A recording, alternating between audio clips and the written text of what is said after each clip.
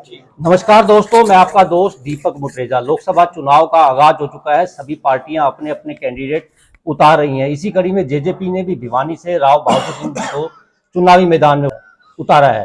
साथ ही आज हमारे साथ इस विषय के ऊपर बातचीत करने के लिए दुष्यंत चौटाला जी हैं, जेजेपी के। सर, आपका स्वागत है।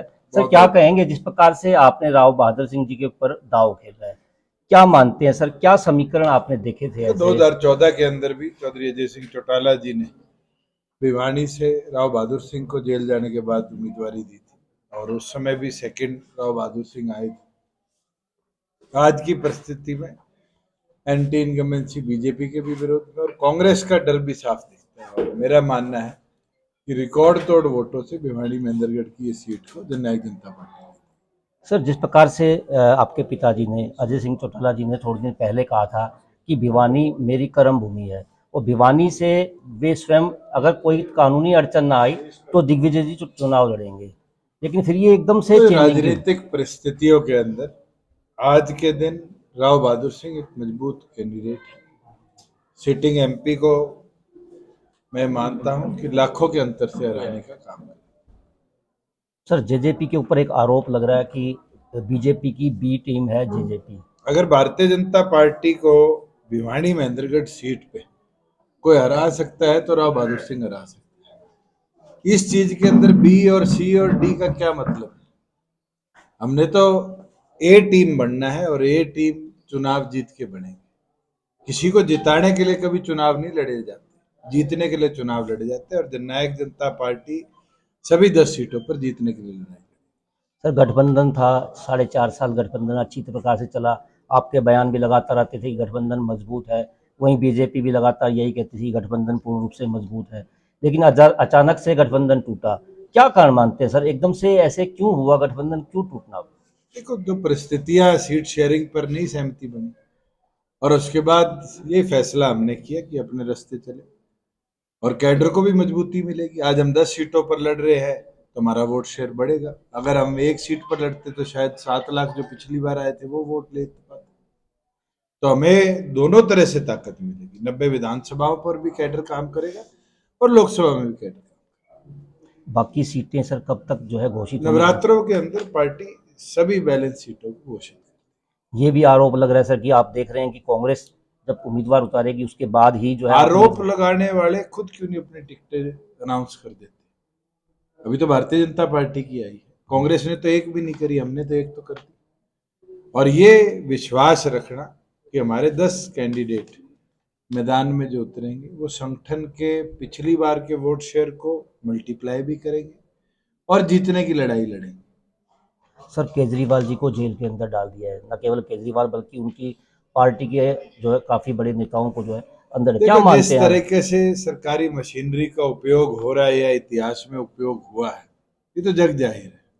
मगर जो लिकर पॉलिसी थी वो क्वेश्चनेबल थी और पहले भी जब ये पॉलिसी आई थी हरियाणा ने इसका ऑब्जेक्शन उठाया था। और जिस तरीके से इसमें चुनिंदा लोगों को फायदा दिलाएगा उसमें केजरीवाल जी का हाथ है नहीं है, वो तो इन्वेस्टिगेशन का पार्ट है। पर आज के दिन जो घटनाक्रम हो रहा है misutilisation of government agencies और साथ। सर, केजरीवाल जी कह रहे हैं कि वो जेल से जो है सरकार चलाएंगे। क्या मानते हैं आप? क्या इस तरह से? संवैधानिक तौर पे मानना ना मानना ना आपके हाथ में ना मेरे हाथ में।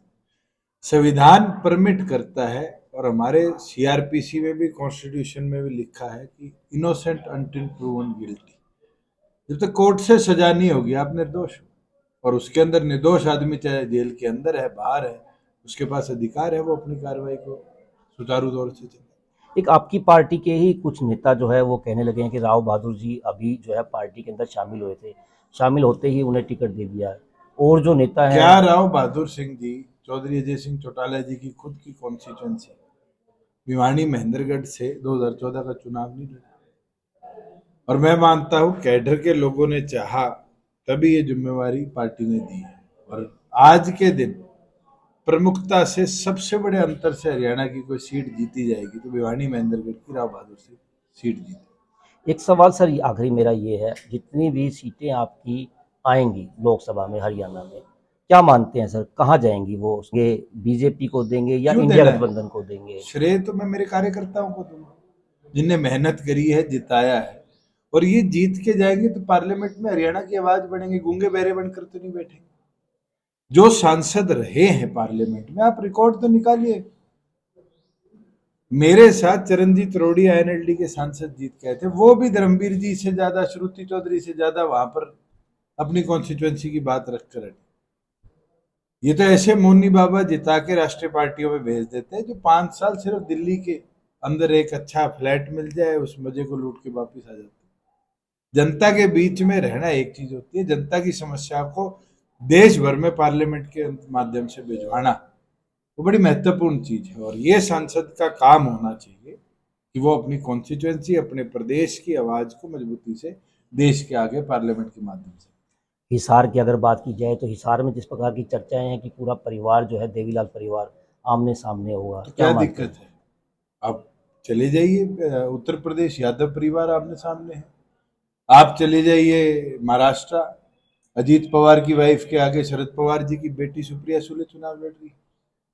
वो तो जनता ने तय करना है कि कौन सा कैंडिडेट, चाहे वो एक परिवार से हो चाहे अलग परिवार से हो, बेहतर उनकी सेवा कर सकता है, जनता उसको जिताएगी।